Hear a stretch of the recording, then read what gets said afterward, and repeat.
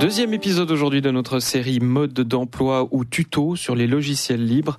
Il y a un mois, nous vous expliquions comment installer Ubuntu, système d'exploitation libre et gratuit sur n'importe quel ordinateur. Vous pouvez retrouver d'ailleurs cet épisode sur notre site rts.ch/on en parle. Et Didier Bonvin, à la suite de ce premier épisode, nous avons reçu pas mal de réactions. Oui, des réactions plutôt positives, c'est tant mieux, notamment celle de Cyril Roiron. Il est chef de projet logiciel libre pour le canton de Genève et il nous signale que dans l'enseignement public genevois, les logiciels libres sont activement promus. Tous les postes pédagogiques de l'enseignement primaire fonctionnent avec Ubuntu. C'est à saluer. Et quoi d'autre ?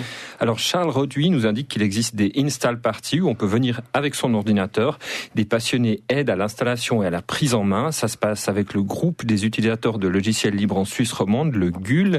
On a mis les liens sur notre site et ils sont établis à Morges et sont très sympas selon Charles Roduit, ce que je vais aller vérifier dans un prochain épisode. Et si malgré tout on a la flemme d'installer un système libre sur son ordinateur, il existe des solutions clés en main.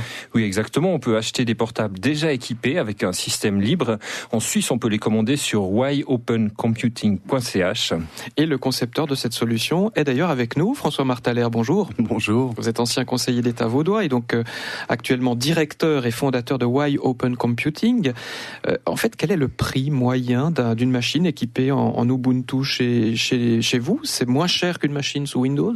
Bah oui, parce qu'on n'achète que la machine et pas les logiciels qui, par définition, étant libres, sont aussi gratuits et que nous installons en lieu et place de Windows et d'autres logiciels propriétaires. Donc globalement, c'est effectivement moins cher. Oui, d'ailleurs, vous en avez apporté une de ces machines. Ça, c'est le modèle dernière génération. Il est assez volumineux, d'ailleurs. Oui, c'est un 15,6 pouces d'écran, il est 990 francs, mais il est vraiment très performant. Mais le hardware, donc, vous ne le fabriquez pas vous-même ? Vous l'importez ? Comme d'ailleurs la plupart des marques, tous les ou 95% des ordinateurs portables au monde sont fabriqués chez l'un des 5 constructeurs taïwanais. Didier ? Donc si je m'achète un ordinateur, si je le commande chez vous, je le commande sur le shop en ligne, et je vais recevoir cet ordinateur, il y a du travail à faire, il y a quelque chose à installer. Comment ça se passe avec le logiciel libre ? Il faudra quand même juste lui confirmer que vous parlez français, que vous habitez en Suisse, que vous avez donc un clavier suisse romand, lui dire comment vous vous appelez, quel est le mot de passe que vous voulez utiliser, et tout démarre tout seul. La machine arrive avec un système d'exploitation préinstallé qui gère l'ensemble des composants de ce portable, puis toute une série de logiciels, un navigateur, Firefox, un gestionnaire de courrier, Thunderbird, une suite bureautique équivalent à Word, Excel et PowerPoint qui s'appelle LibreOffice, etc., etc.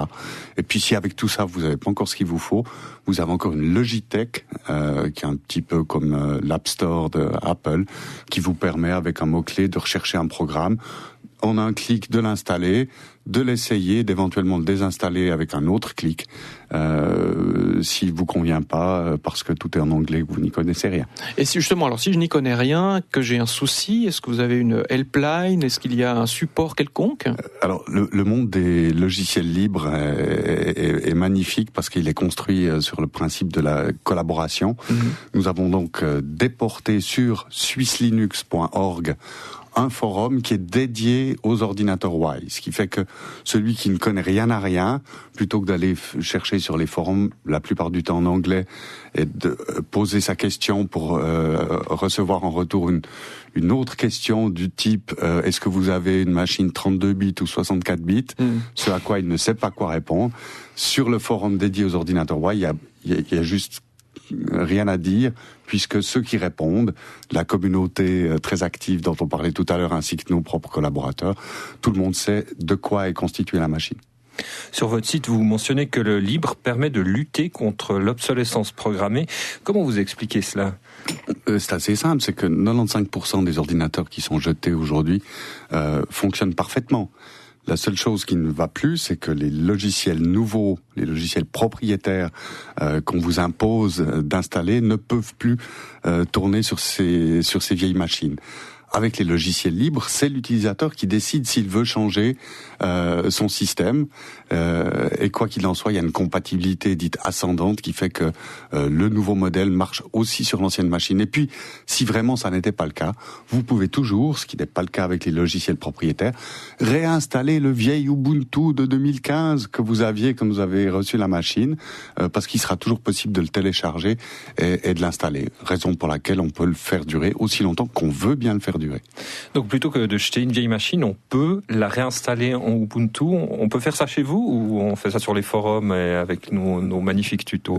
Je vous invite à essayer de le faire par vous-même avec l'appui des forums par exemple, parce que personnellement j'en ai fait l'expérience et c'est comme ça que je suis arrivé à créer Why Open Computing.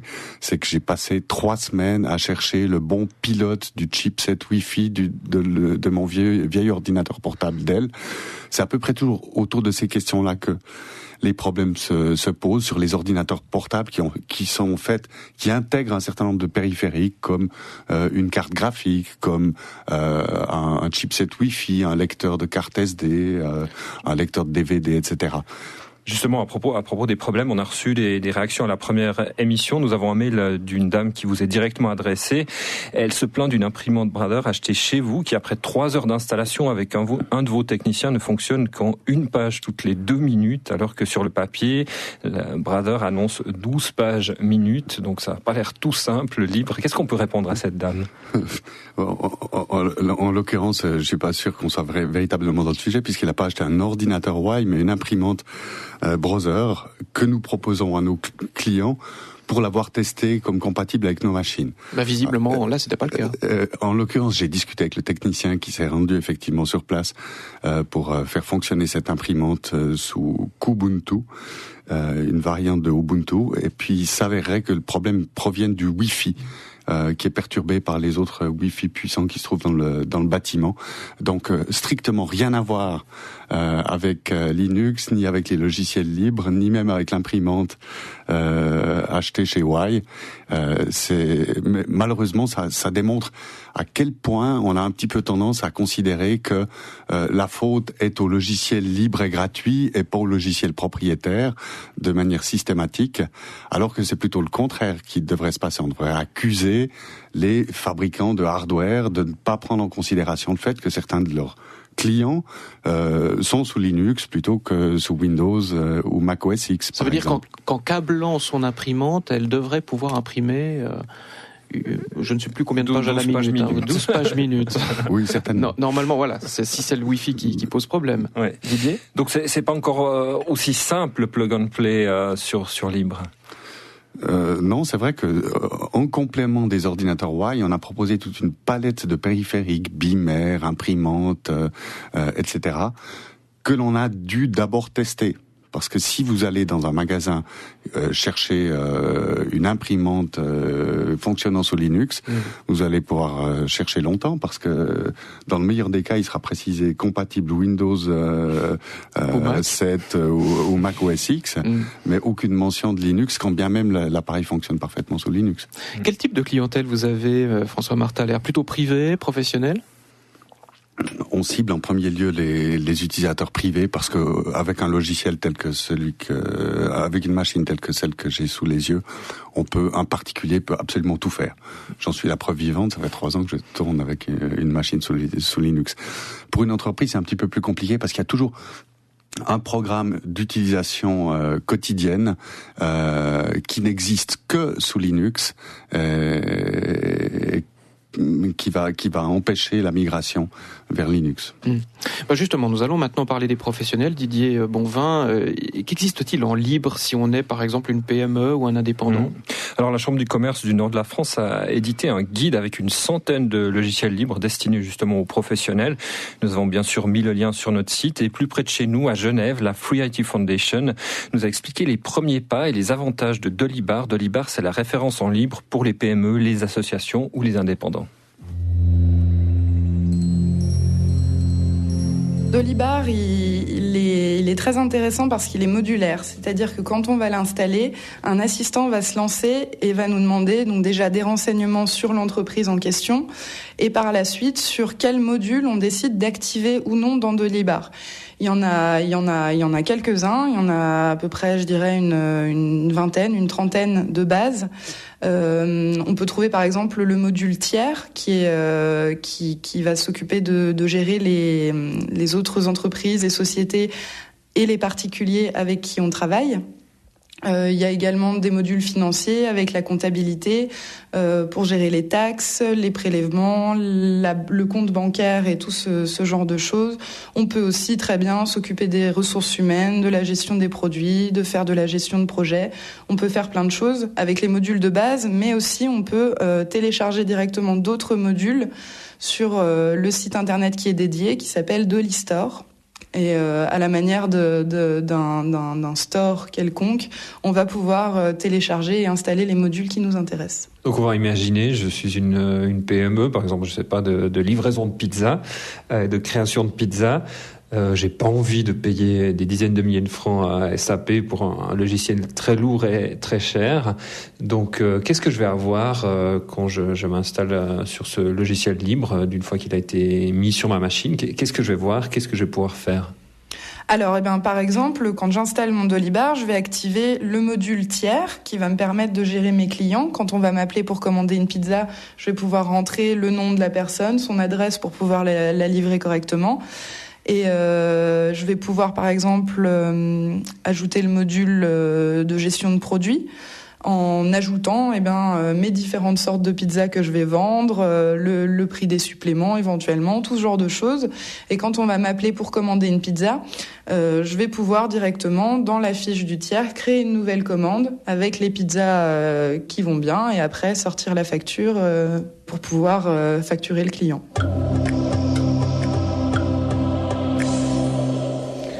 Donc là, vous êtes sur la page où on choisit ces modules. Donc c'est simplement une page où on met on ou off sur ce qu'on a besoin. On peut même gérer les ressources humaines là-dessus. Oui, les modules de base proposés par Dolibar, par exemple pour les ressources humaines, c'est quand même des modules assez basiques. Je pense qu'il existe des modules dans le Dolistore qui permettent d'approfondir un peu ce côté-là. Donc notre PME de livraison de pizza, elle aura besoin d'un Mac, d'un PC ou d'avoir installé Ubuntu avant, ou ça fonctionne sur tous les systèmes? Alors Dolibar fonctionne sur tous les systèmes d'exploitation. Généralement, il est quand même installé sur un serveur parce que l'intérêt aussi de Dolibar, c'est que plusieurs personnes d'une même entreprise peuvent l'utiliser. D'ailleurs, à ce propos, Dolibar a une gestion des permissions très fine. On peut choisir, par exemple, que le stagiaire de l'entreprise n'aura pas accès à toutes les informations sensibles. Donc à partir de ce moment-là, une fois que Dolibar est installé sur le serveur, il est accessible depuis n'importe quel système d'exploitation, puisque en pratique, pour utiliser Dolibar, c'est une fenêtre dans un navigateur internet classique comme Firefox, Chrome, voilà. Quel est le niveau de sécurité et de stabilité? Parce que mon vendeur de pizza, il a peut-être pas envie que toute sa compta disparaisse du jour au lendemain ou qu'un concurrent vienne voir ses recettes secrètes. Oui, bien sûr, ce qui se comprend tout à fait. Au niveau de la stabilité, Dolibar est un logiciel qui existe depuis de nombreuses années, donc il est très stable. Il y a une grosse communauté de développeurs qui travaillent à cette stabilité, justement. Au niveau de la sécurité, ça dépend aussi de où on choisit de l'héberger. C'est pour ça que la question de l'hébergement est importante et qu'il ne faut pas choisir de l'héberger n'importe où. Comment ça a été construit historiquement? Comment ça se fait qu'on trouve un logiciel aussi puissant gratuitement sur Internet? Alors, assez classiquement, finalement, dans le monde des logiciels libres, c'est qu'un jour, un développeur avait besoin d'un outil comme Dolibar, sauf qu'il n'a rien trouvé en version logiciel libre ou même propriétaire. Ça l'embêtait de débourser des sommes astronomiques pour ce qu'il en avait à faire. Et donc, il a décidé de le construire lui-même. Ça a plu, ça a bien marché et la communauté a bien répondu. Et maintenant, c'est pour ça qu'on se retrouve avec un logiciel qui fonctionne très bien et qui est tout à fait professionnel. Et pour ma PME de livraison de pizza, je peux simplement aller sur Dolibar, installer, ou je dois être accompagné? Est-ce que c'est compliqué à faire d'installer ce programme? C'est pas compliqué, mais c'est vrai que si vous êtes complètement novice en la matière, c'est pas forcément évident. Après, sur le Dolibar a aussi un wiki qui recense toute la documentation par rapport au logiciel. Les tutoriels d'installation sont quand même bien expliqués et il y a malgré tout moyen de l'installer assez facilement.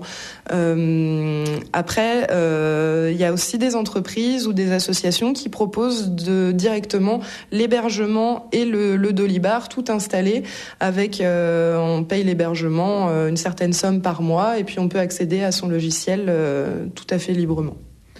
Donc mon vendeur de pizza doit être un peu geek ou accompagné par un geek. Voilà, un petit peu, mais pas trop quand même.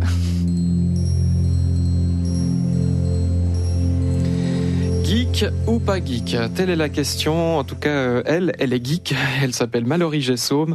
Elle est chef de projet à la Free IT Foundation. C'était elle qui était votre guide, Didier Bonvin.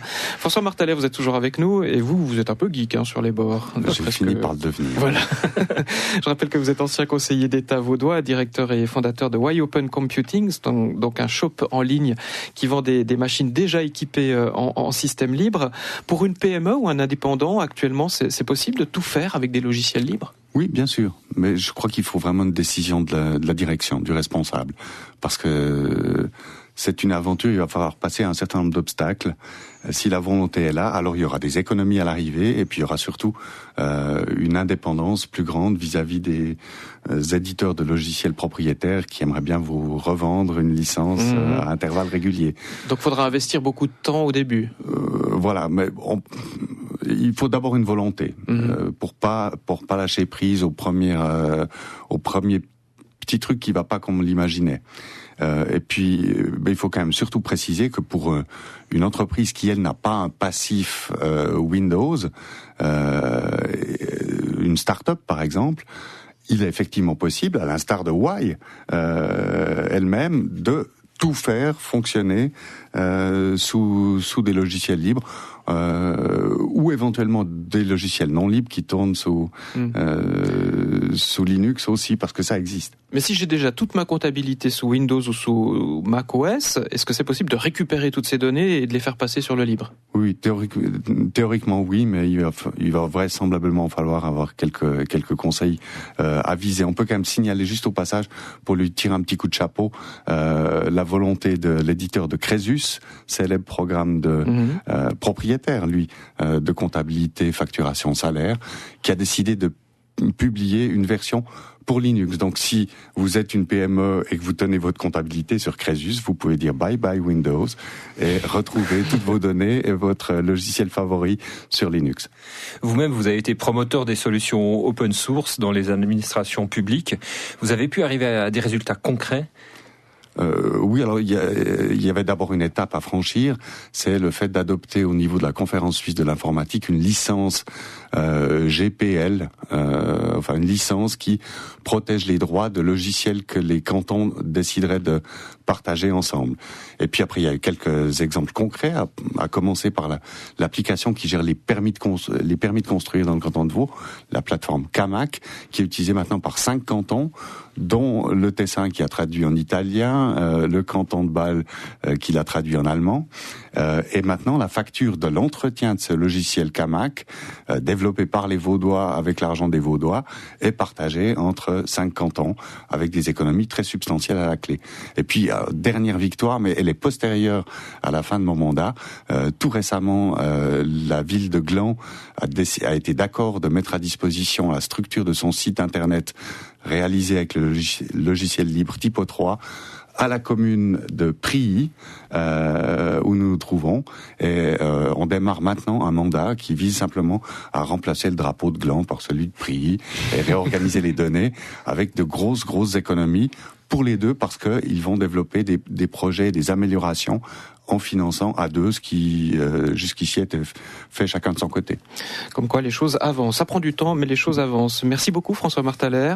Je rappelle aux auditeurs qu'ils sont les bienvenus pour des réactions ou des questions sur les logiciels libres. Vous avez été écoutés très attentivement. Je pense qu'on aura des réactions. On vous réinvitera peut-être pour leur répondre. Et nous les traiterons dans un mois, lors du prochain épisode. Didier Bonvin qui sera consacré au logiciel libre que l'on peut utiliser directement sur un système propriétaire, Mac ou Windows, donc sans installer un système libre. C'était une suggestion justement d'un de nos auditeurs, la preuve qu'on est bien à votre écoute. Merci Didier Bonvin et bonne journée à vous François Martaler. Merci à vous.